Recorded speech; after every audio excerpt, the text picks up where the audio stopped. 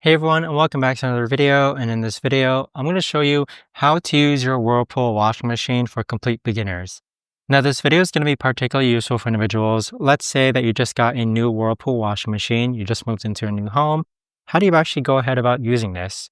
Now, this video is going to be short, sweet, and simple, guys. There's not going to be a lot of steps involved.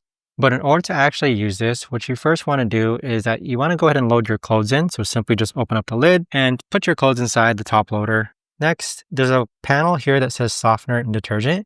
So make sure that you're not allergic to any softeners or detergent. For here, this is where the liquid detergent goes, and then this is where the liquid softener goes.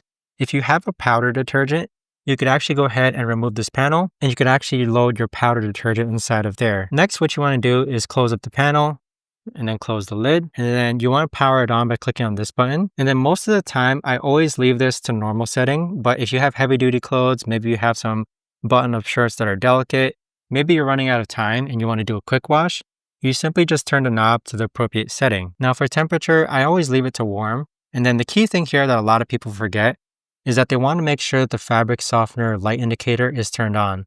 So next click on options, and then the fabric softener will be turned on. And so with that, the last thing to do is click on hold to start, and then it'll start. So that right there, guys, is the best and easiest way that I know of to actually go ahead and explain this Whirlpool tutorial for beginners. If you guys know of a better or easier way to actually do this, let me know in the comments down below. I would love to know. Thanks so much for watching, everyone, and I'll see you guys all in the next video.